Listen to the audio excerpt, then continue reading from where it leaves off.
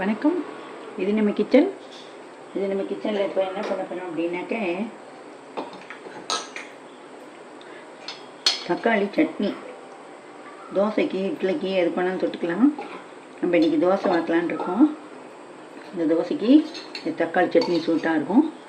இது எங்கள் அம்மாவோட ஸ்பெஷல் ரெசிபி. அம்மாவுக்கு இப்போ ஏஜ் ஆகிட்டு மறந்து போயிருப்பா. இருந்தாலும் நான் இதெல்லாம் மறக்காமல் ஞாபகம் வச்சுருக்கேன். அம்மாவோட ரெசிபிங்கிறதுனால இப்போ இதுக்கு என்னென்ன போட்டு வறுக்கணுங்கிறது பார்க்கலாம். எண்ணெய் காய்ஞ்சி விட்டு 2 மிளகாய் வத்தல், பெருசாக 2 மிளகாய் வத்தல், உளுத்தம்பருப்பு, கடலைப்பருப்பு. இது ஒரு கையளவுக்கு, அது ஒரு கையளவுக்கு. இல்லை ஏதாவது ஒன்று மட்டும் போட்டுக்கணுனாலும் போட்டுக்கலாம். வெறும் உளுத்தம்பருப்பு மட்டும் போட்டுக்கலாம், கடலைப்பருப்பு மட்டும் போட்டுக்கலாம். இந்த அளவுக்கு எடுத்துட்டேன்னா என்னென்னா 2 கையளவுக்கு தேவைப்படும். இது நல்லா வறுக்கணும், செவந்து வரணும். நம்மளோட உளுத்தம்பருப்பு, கடலைப்பருப்பு, மிளகாய் வத்தல் எல்லாம் செவந்தாச்சு. இப்போ என்ன பண்ணுறோம், கருவேப்பிலை வச்சுருக்கேன். கருவேப்பிலை எல்லாத்தையும் போடுறோம். இது எப்படின்னா, கருவேப்பிலை வாங்கிட்டு வந்தால் நல்லா உருவிட்டு ஜலத்தில் நல்லா முக்கி ஜலம் முழுகிற அளவுக்கு நல்லா நிறைய ஜலத்தை விட்டு அதில் இதை போட்டுடணும். ஒரு டீஸ்பூன் அளவுக்கு கருவேப்பிலைக்கு தகுந்தாப்புல மஞ்சப்பொடியும் கல் உப்பையும் போட்டு ஒரு 20 நிமிஷம் ஊற வச்சுட்டு நல்லா அலசிட்டு நல்லா நிழல் உணத்தில் உணர்த்தி டப்பாவில் எடுத்து ஃப்ரிட்ஜில் வச்சுட்டேன்னு வைங்கோடேன், கவலையே இல்லை. அப்படியே டக்கு டக்குன்னு அப்பப்போ அலம்ப வேண்டாம், சுத்தமாகிடும், எடுத்து போடலாம். ஏன்னா கருவேப்பிலையில் தான் நிறைய பூச்சி மருந்து அடிக்கிறதா சொல்கிறான் எல்லோரும். அதனால் இந்தமாரி பண்ணிட்டோன்னு வைங்கோடேன், நமக்கு சிரமமே இருக்காது. கருவேப்பிலை வறுபடணும். நல்லா வறுபட்டு விடுத்து. வெங்காயம் அடுத்தது. வெங்காயத்தை எந்த வெங்காயம்னாலும் போட்டுக்கோங்க, ஒன்றும் தப்பு கிடையாது. நான் பெரிய வெங்காயம் தான் போட்டுருக்கேன், எனக்கு அதான் வசதியாக இருக்குது. சின்ன வெங்காயமும் போடலாம், உரிச்சு கொடுக்க ஆள் இருந்தால். இல்லை இதில் பாதி அதில் பாதியும் போடலாம். இதெல்லாம் நம்ம இஷ்டம்தான். நல்லா தோல் சீவி காம்பு எடுத்து நறுக்கி இந்த வெங்காயத்தை ஜலத்தில் போட்டு நல்லா அலம்புங்கோ. ஏன்னா இந்த வெங்காயத்தில் கருப்பாக இருந்ததுன்னா அதெல்லாம் பூஞ்சேன்னு அர்த்தம். அதெல்லாம் எடுத்துடணும். நான் பிகினர்ஸ்க்காக சொல்லிட்டு இருக்கேன்.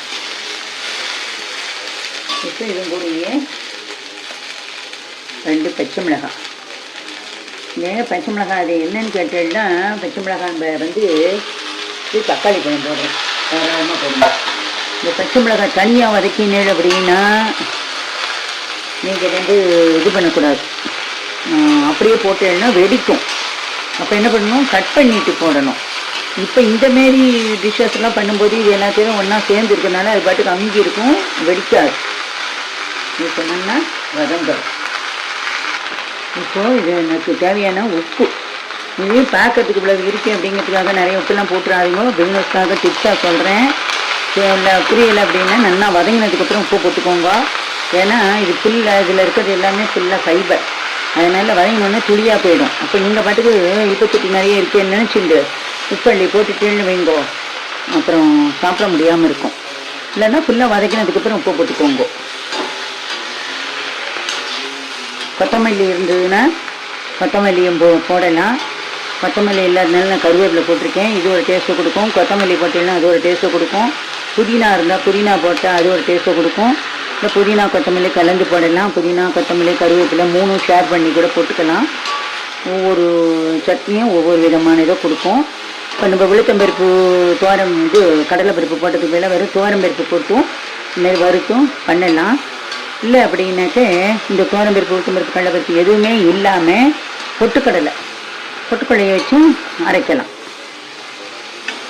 இப்போது நல்லா வதங்கி வரணும். வதங்கி வந்தால் தான் பச்சை வாசனையெல்லாம் போய் டேஸ்ட்டு கொடுக்கும். மீடியம் ஃப்ளேமில் வச்சு வதக்குங்க. இப்போது நம்மளோடது நல்லா வதங்கிருக்கு எல்லாம். இங்கே வரும்போது தோல்லாம் வெடிச்சு விட்டு தனித்தனியாக வந்துட்டு தோல்லாம் அது மாதிரி வந்துட்டு. தக்காளிலாம் அதுமாரி வெங்காயமும் நல்லா வதங்கிட்டு. நம்ம இந்தமாரி நல்லா சுருளை வதக்கி பண்ணுறதுன்னா இது ஒரு மெத்தட் இருக்குது. அரை வதக்கிலையும் வதக்கிட்டு கூட பண்ணலாம், அது ஒரு டேஸ்ட்டாக இருக்கும். இந்தமாரி ஃபுல்லாகவே வதக்கி பண்ணினேன்னா இது ஒரு டேஸ்ட்டாகவும் இருக்கும், கெட்டு போகாமையும் இருக்கும். நைட்டு பண்ணினா காற்றால் வச்சுக்கலாம், அதுக்கப்புறம்லாம் இருக்காது, கெட்டு போயிடும். அதுக்கு தகுந்தாப்புல பார்த்து பண்ணுங்க. வெளியில் வைக்கக்கூடாது. மிச்சம் இருந்ததுன்னா ஃப்ரிட்ஜில் வச்சு தான் இதை யூஸ் பண்ணணும்.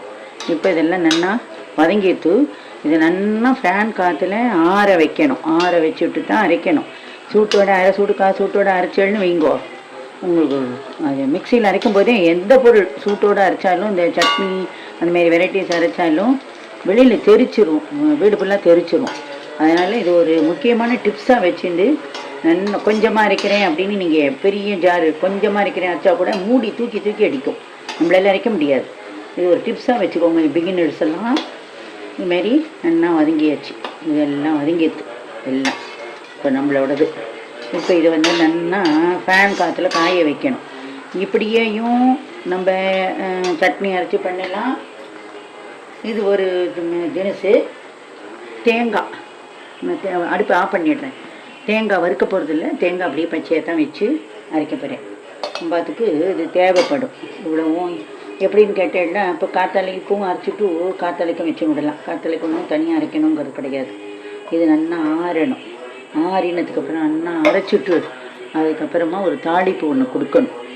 எல்லாம் அடுப்பெல்லாம் ஆஃப் பண்ணியாச்சு. இது சாதாரணமாக இப்படி இது பண்ணி வச்சு விடுவேன். இது ஃபேன் காற்றுல கீழே ஒரு தாம்பாளத்தில் கொட்டி வச்சேன்னா நல்லா ஆறிடும்.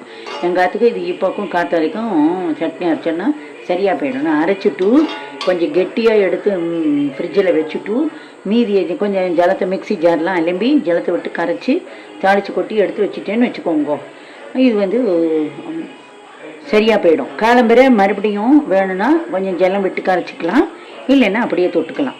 அந்தமாரி பக்குவத்தில் நான் இன்றைக்கி பண்ணலான் இருக்கேன். நான் எப்பவும் அந்தமாரி பண்ண மாட்டேன். இன்றைக்கி அந்தமாரி ஒரு மெத்தடில் அம்மா அப்படி தான் பண்ணுவாள். அந்தமாரி அதனால் அதே மெத்தட்லேயே நானும் பண்ணுறேன். இதெல்லாம் ரெடியாகி ஆறினத்துக்கு அப்புறம் மிக்ஸி ஜாரில் அரைச்சிட்டு தாளித்து கொட்டும்போது காட்டுறேன் உங்களுக்கு. அந்த நாள்லாம் வந்து ஃப்ரிட்ஜு கிடையாது, நம்ம கல்லூரலில் தான் அரைக்கணும்.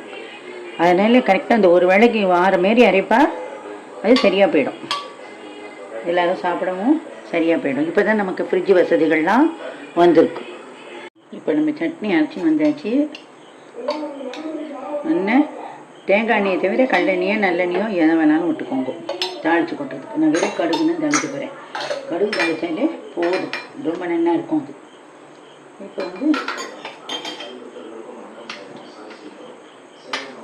அம்மா வந்து ஜீரகம் தாளிப்பா.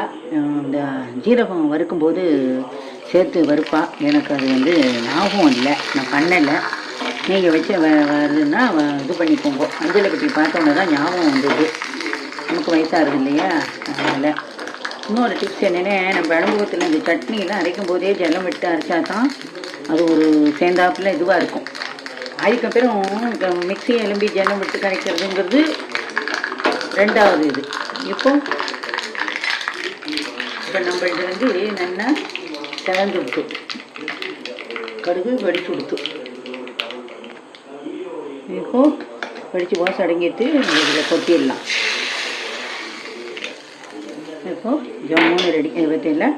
அதாவது நான் சொன்னேன் இல்லை, அரைக்கும் போதே நம்ம வந்து ஜலம் விட்டு நைஸாக அரைச்சிக்கிண்டா அது ஒரு சேர்ந்தாப்பில் தான் இருக்குது.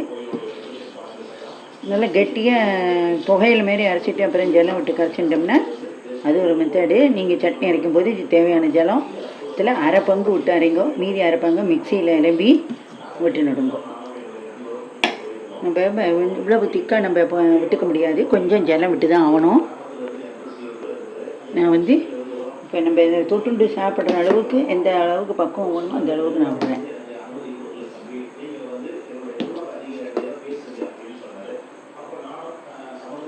அவ்வளோதான். இந்த அளவுக்கு விட்டுட்டேன்னா ஜம்முன்னு ஃபஸ்ட் கிளாஸாக இருக்கும். உங்களுக்கு எவ்வளவு தேவையோ இந்த அளவுக்கு வச்சுக்கோங்க. நான் பண்ணுற ரெசிபிஸ்லாம் உங்களுக்கு பிடிச்சிருந்ததுன்னா எனக்கு ஷேர் பண்ணுங்க, சப்ஸ்கிரைப் பண்ணுங்க, கமெண்ட்ஸில் எது வேணாலும் சொல்லுங்க. ஒரு மாமி கூட இப்போ நான் தோசை தவா கூட ப்ரெட்டு டோஸ்ட் பண்ணுறதுக்கு கூட நான் முன்னாடி வாங்கின கல் வந்து கேஸ்ட் அயர்ன் கல் வந்து எனக்கு சரியாக வரலன்னு இந்த கல்லில் வைக்காதீங்க, அந்த கல்லை வச்சுக்கோங்கன்னு ஒரு வெரி குட் ஐடியா கொடுத்துருந்தா அது ரொம்ப யூஸ்ஃபுல்லாக இருக்கும். அதேமாரி உங்களுக்கு தெரிஞ்ச ஐடியாஸ்லாம் எனக்கு சொல்லுங்க. நன்றி, வணக்கம்.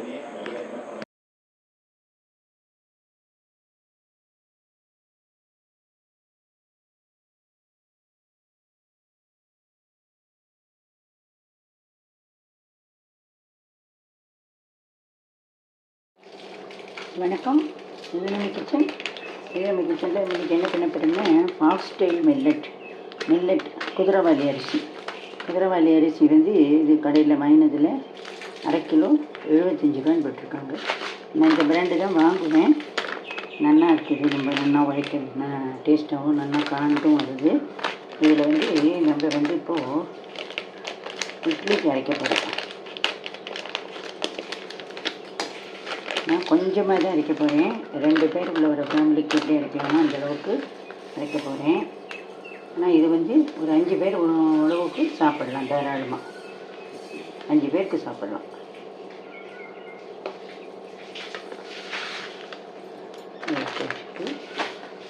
ஒரு அழாக்கு இது ஒரு அழாக்கு நல்லா களைஞ்சிட்டு ஒரு 6 ஹவர்ஸ் ஊற வச்சிடணும். முடிஞ்சால் நைட்லேயே கூட ஊற வைங்கோ. இப்போ வந்து இது ஒரு 1/4 அழாக்கு உளுந்து. இப்போ நான் இது என்ன பண்ண போகிறேன், இன்றைக்கி நான் இட்லிக்கு ஊற வச்சுருக்கேன்.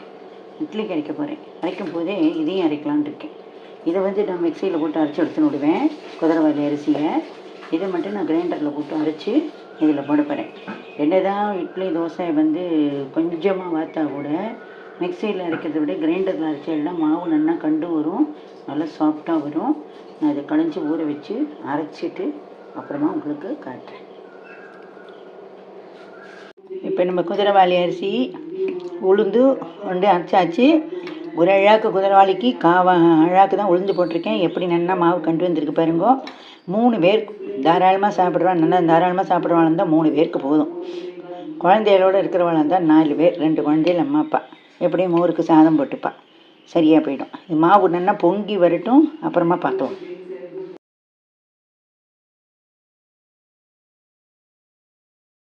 இப்போ நம்ம குதிரைவாலி அரிசியோடைய இட்லி கரைச்ச மாவு எப்படி ஜம்முன்னு பொங்கி வந்திருக்கு பார்த்தீங்களா? இந்தமாரி இருக்கணும். இது கலக்கிட்டும் வாக்கலாம், மேலாலே எடுத்தும் வாக்கலாம். மேலாலே எடுத்து வாத்தியல்னா அடியில் இருக்கிறது தோசையாக வச்சுருங்கோ. இப்போ எப்படி வாக்குறதுங்கிறது பார்க்கலாம். குதிரைவாலி மாவு அரைச்சோம் இல்லையா இட்லிக்கு, எங்கள் இடத்துல இட்லியை விட எல்லோரும் தோசை தான் விரும்பி சாப்பிடுவாள். நான் இது எனக்கு தேவையான அளவுக்கு எடுத்து கொஞ்சம் விட்டுண்டு ஜலம் விட்டு கரைச்சி நான் ஆக்க போகிறேன். இப்போது கல் நல்லா சூடாகிட்டு பொட்டு ஜலம் விட்டு கரைச்சிட்டு நம்ம வாக்க வேண்டியதான். எதுவும் நல்லா மறுமுறைன்னு வரும், ஒன்றும் பிரச்சனை இல்லை.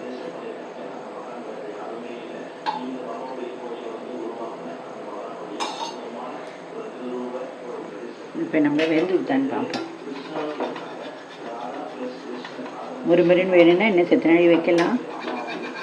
இதுவே போதும் அப்படின்னா எடுத்துவோம். இன்னும் செத்த நாளி வைக்கிறேன், அது எழும்பி வரட்டும். இப்போ நம்ம தோசையை பார்த்துருக்கோம். கல் சூடாகி நல்லா வேகட்டும். சுற்றி எண்ணெய் விட்டு நடுவுலையும் எண்ணெய் விடணும். வெந்து வரட்டும், பார்க்கலாம். இப்போ நம்ம தோசை தானாகவே எழும்பிட்டு இப்போ இதை திருப்பி போடுவோம். நம்ம இதை எடுத்துடுவோம், வெந்துட்டு எடுத்துடலாம். இப்போது நான் இன்னொன்று பார்த்து காட்டுறேன். ஒரு டிப்ஸு என்ன சொல்கிறேன்னு கேளுங்களேன். இந்த தோசைக்கல்ல எந்த தோசைக்கல்லாக இருந்தாலும் முதல் தோசை வாக்கும்போது நீங்கள் எண்ணெயை விட்டே வாக்காதீங்க. எண்ணெயை வந்து ஒரு ட்ராப் அளவுக்கு எண்ணெயை விட்டுக்கோங்க. நம்ம அதுக்கப்புறம் எப்பவும் விடத்தான் போயிடும். இந்தமாரி சுற்றி விட போகிறோம், தோசைக்கு நடுவில் விட போகிறோம், நம்ம சௌரியத்துக்கு விட போகிறோம், அது வேறு விஷயம். தோசை மாவு விடுறதுக்கு முன்னாடி முதல் தோசை வாக்கும்போது ஒரு 1/2 டீஸ்பூன் அளவுக்கு எண்ணெயை விட்டுட்டு இதுமாரி ஒரு வெங்காயமோ இல்லை ஒரு வாழைக்காய் காம்போ எது உங்கள்கிட்ட இருக்கோ அதால் ஃபுல்லாக அப்படி வெறும் இதால் ஸ்ப்ரெட் பண்ணி விட்டுருங்கோ. அதுக்கப்புறமா நல்லா சூடானதுக்கப்புறம் மாவை விட்டு வருங்கோ. நம்ம இதுமாரி கொஞ்சம் எழும்பி விட்டுக்கணும். குண்டு குண்டாக வாக்கிறது இருந்தால் ஒன்றும் பிரச்சனை கிடையாது. நமக்கு நம்ம குழந்தையெல்லாம் ரோஸ்ட்டாக கேட்பான். அதனால் கல்லில் தீயாமையும் இருக்கணும், தோசை தீயாமையும் வரணும், ரோஸ்ட்டாகவும் இருக்கணும். அதனால் நமக்கு எப்படி வேணாலும் வாத்துக்கலாம். மற்ற குழந்தைகளுக்கு பிடிச்ச மாதிரி வாத்து கொடுத்துட வேண்டியதுதான். இதுலேயே இப்போ ஒரு எல்லாம் ஃபைபர், குதிரைவாலியும் ஃபுல் ஃபைபர், உளுந்து வெந்தயம் எல்லாமே ஃபுல் ஃபைபர்ங்கிறதுனால கொஞ்சம் கல்லில் ஈசத்தான் ஈசும். என்ன பண்ணணும், குண்டு குண்டாக ஊத்தப்பம் மாரி வாக்கலாம். இல்லை அப்படின்னா கொஞ்சம் அரிசியை போட்டுக்குவேன். அதோட ஒரு அழகாக அரிசியை ஊற வச்சு போட்டு அரைச்சி வாக்க வேண்டியதான். இல்லை இன்னொரு மெத்தட் என்னென்னா, இந்த மாவு அரைச்சதுக்கு அப்புறம் இதில் அரிசி மாவு, வரட்டு அரிசி மாவு இருக்குது பார்த்தீங்களா, அது தேவையான அளவு போட்டு கலந்துட்டு தோசை வாக்கலாம். இப்போ இது வெந்து விடுத்து, நான் இதை எடுத்து விடுறேன்.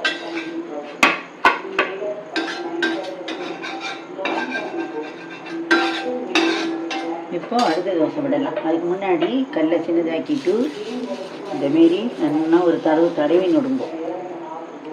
அதுக்கப்புறம் மாவை விடுங்கும். மாவை தேவையான அளவுக்கு கரைச்சிக்கோங்க.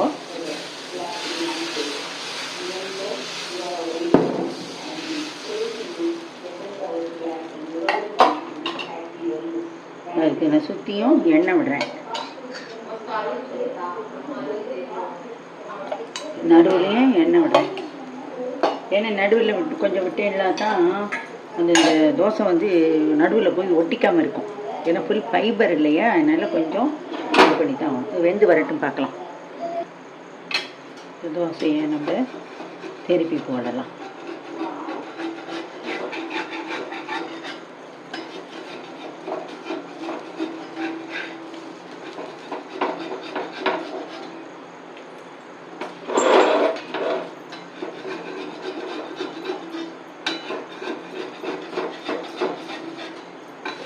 நம்ம சேனல் பார்க்குற சப்ஸ்கிரைபர்ஸ் எல்லாம் எனக்கு நிறைய டிப்ஸ் எல்லாம் கொடுக்குறது ரொம்ப சந்தோஷமாக இருக்குது. அதேமாரி நீங்களும் மறுபடியும் இன்னும் பார்க்க நிறைய கொடுங்கோ. நான் பண்ணுற ரெசிபீஸ்லாம் உங்களுக்கு பிடிச்சிருந்ததுன்னா என்னை லைக் பண்ணி ஷேர் பண்ணி கமெண்ட் பண்ணுங்க. இப்போ நம்மளுடைய இந்த தோசையும் நல்லா வெந்துருக்கு. இதுமாரி நல்லா திருப்பி போட்டுக்கலாம். நான் அடுப்பை ஆஃப் பண்ணிடுறேன். இந்தமாரி நீங்களும் வருங்கோ, குழந்தைகளுக்கும் கொடுங்கோ.